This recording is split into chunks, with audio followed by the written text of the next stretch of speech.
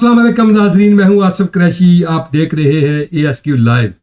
आज़ाद कश्मीर में आपने देखा कि गुज़िश्ता कई रोज़ से एक बहस जारी है कि एक नई सियासी जमात सामने आ रही है। वो सियासी जमात कब आएगी, कौन वो उसका सरबराह होगा, क्यों सियासी जमात बनाई जा रही है, इसकी वजह क्या है। बड़े बड़े सियासी लीडर जो है वो इस वजह से बड़े परेशान भी है, कुछ खुश भी हैं, कुछ उसमें शमूलियत इख्तियार करने के लिए खुश है, कुछ को परेशानी है कि हमारे लिए हमारा मुस्तकबिल क्या होगा, क्या सियासी जमात बनेगी भी या नहीं। इस हवाले से मेरे साथ सीनियर जर्नलिस्ट जनाब उमर फारूक साहब मौजूद हैं। उमर फारूक साहब, एक काफ़ी दिनों से एक बहस चल रही है आज़ाद कश्मीर के अंदर। आपने देखा मीडिया में, सोशल मीडिया में, प्रिंट मीडिया में भी कि जी आज़ाद कश्मीर में सियासी जमात रजिस्टर होने जा रही है, वो जमात बड़ी पावरफुल होगी, तमाम जो इस वक्त मेंबरान असम्बली है उसमें शामिल होंगे। क्या ऐसा कोई कदम उठाया जा रहा है? क्या आज़ाद कश्मीर में जमात बन रही है, और वो जमात क्यों बन रही है, उसकी क्यों ज़रूरत पेश आ रही है? अस्सलाम वालेकुम नाज़रीन। जी आसिफ साहब, आज़ाद कश्मीर में गुज़िश्ता कोई एक साल से तकरीबन कोई गैर यकीनी की सूरत हाल है जी। और मसला ये है कि ये गैर यकीनी की सूरत हाल सिर्फ आवाम की हद तक नहीं है, ये सियासी जमातों की हद तक भी है, और ये गैर यकीनी की सूरत हाल खुद हुक्मरान जमात तक भी है। और आपने देखा होगा इस गैर यकीनी सूरत हाल का ही नतीजा है कि आज़ाद कश्मीर में ये तीसरा साल है, 2 हुकूमतें तब्दील हो चुकी हैं, तीसरी बनी हुई है, लेकिन वो ऐसी हुकूमत है कि जो जिसको खुद नहीं पता कि उसने क्या करना है। उसको मसाइल का सामना है, वो अपनी काबिना तो बना बैठे हैं, वज़रा को महकमे नहीं अलाट कर रहे, कई महीने हो गए हैं, वज़रा रोज़ उनके चक्कर लगाते हैं कि जी महकमे दिए जाए, महकमे नहीं दे रहे। तो ये एक गैर यकीनी की फ़ज़ा है। इस फ़ज़ा में अब 2-3 चीज़ें हैं।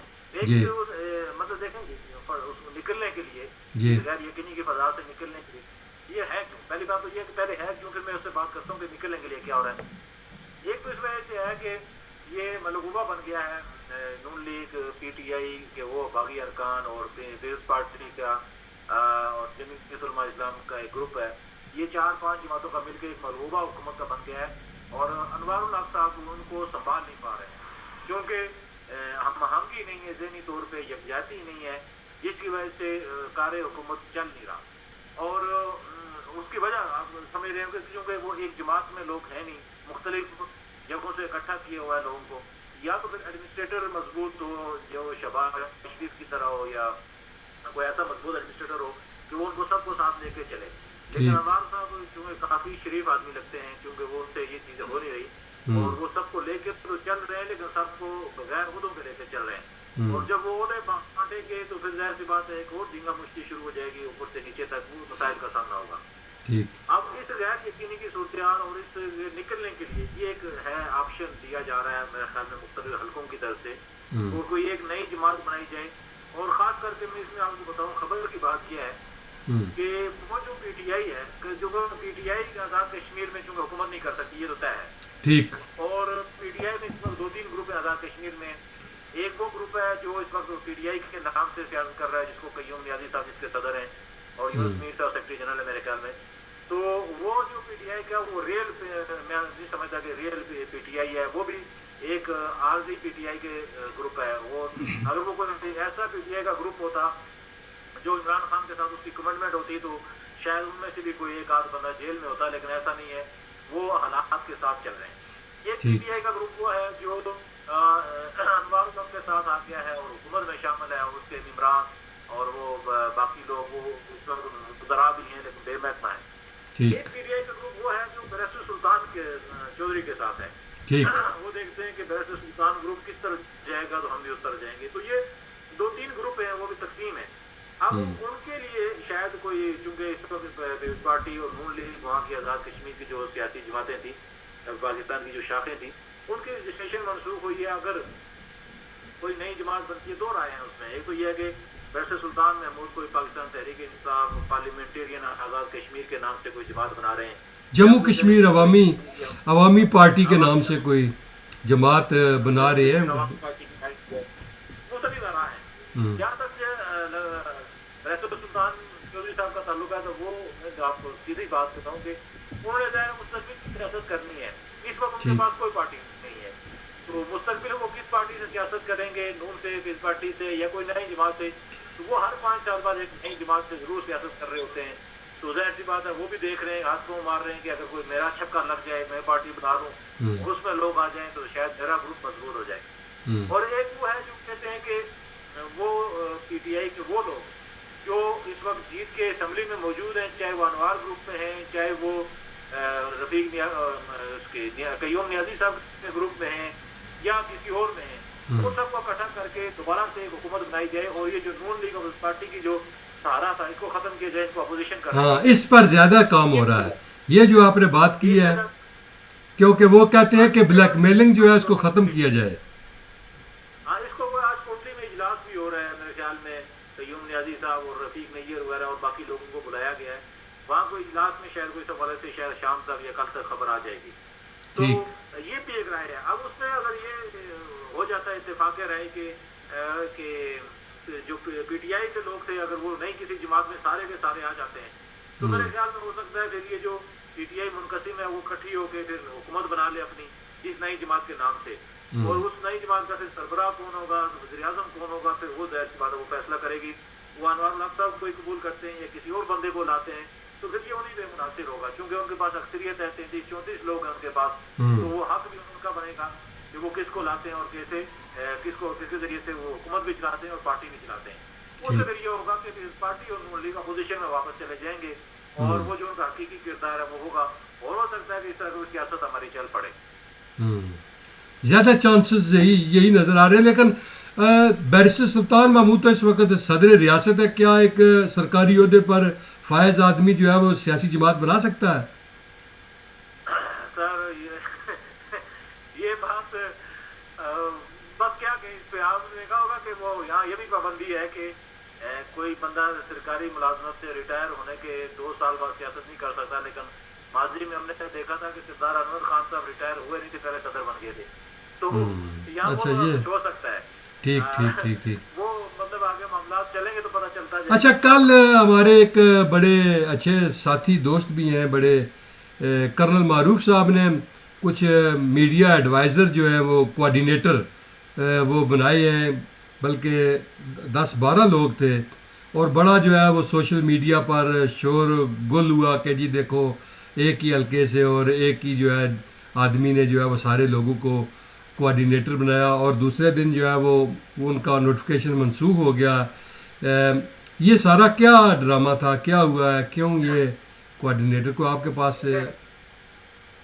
हमें डर लगता है जी कि वो आपका हल्का है, आप हमें नौकरी से ना नहीं, कर्नल साहब जो है वो बड़े सीधे आदमी है, आप कर्नल साहब के बारे में ऐसी कोई बात नहीं करेंगे।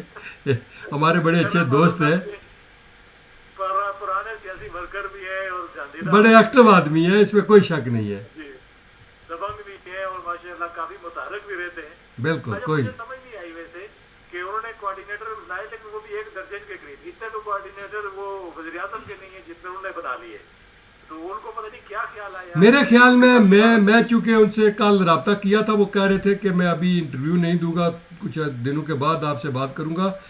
मेरे ख्याल में जो उन्होंने कोऑर्डिनेटर बनाए वो जो उनको वज़ीर आज़म की तरफ से जो चक्रियाम ब्रिज के लिए उनको जो पोर्टफोलियो दिया गया है कि आप इसको जो है वो मुकम्मल करवाएं और इसकी रिपोर्ट लें, वो मेरे ख्याल में उन्होंने उसके लिए वो सारा कुछ किया था कि शायद जो मीडिया के हवाले से या लोगों से राब्ते के हवाले से या जो भी मामलात हूँ, मुझे इस बारे में इल्म नहीं, लेकिन मैं क्यास कर रहा हूँ कि शायद उन्होंने इसलिए ये सारा कुछ किया हो कि उसके लिए कोई थोड़ा सा माहौल पैदा किया जाए। हो सकता है उन्होंने मुख्तलिफ ओहदों के लिए मुख्तलिफ लोगों के नाम दिए हों और किसी ने वो थानों का कोऑर्डिनेटर का नोटिफिकेशन कर दिया हो, तो प्रॉब्लम तो है।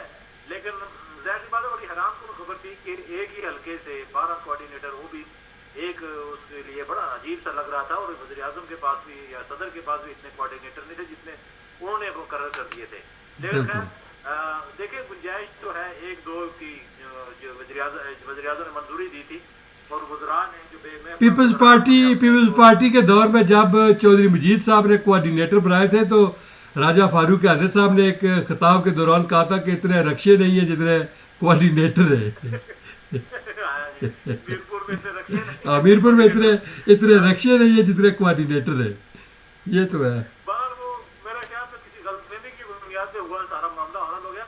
शायद इनको कोई कहा गया था कि एक दो शायद ये अपना सेक्रेटरी वगैरह और पीआरओ वगैरह तैनात करें, और बाकी ये जो मुझे लगता था कि ये कोऑर्डिनेटर इन्होंने बनाने भी थे, शायद वो बगैर किसी सैलरी के या कुछ उसके शायद मराद के वो कोई बनाते तो शायद। लेकिन है तो वो वॉलंटियर ही थे, है तो वो उनकी कोई मराद के बारे में तो ना कोई जिक्र था ना कुछ इस तरह का, है तो वो वॉलंटियर ही थे।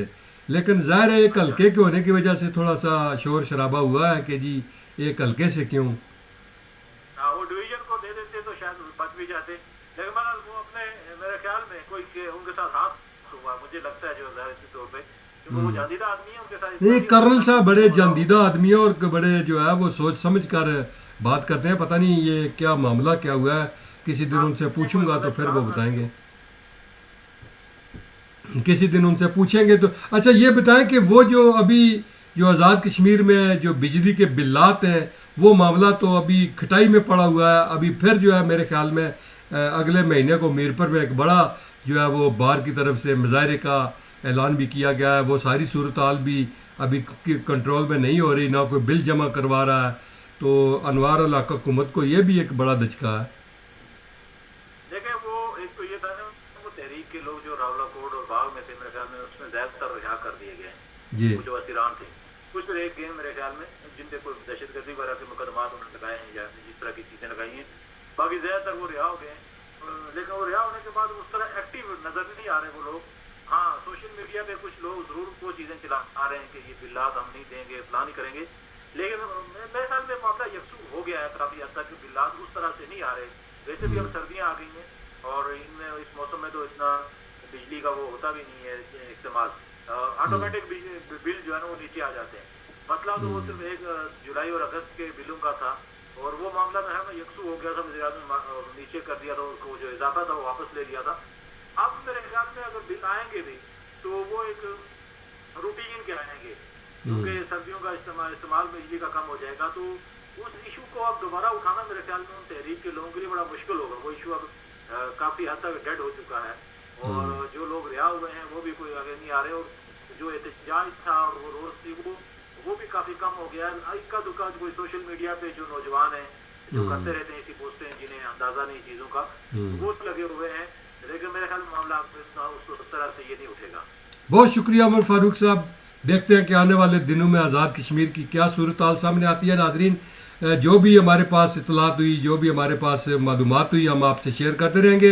हमारा प्रोग्राम देखते रहें और लाइक और शेयर करते रहें। बहुत शुक्रिया। अपना ख्याल रखें, अपने इर्द गिर्द के लोगों का ख्याल रखें। अल्लाह हम सब का हामी और नासिर हो।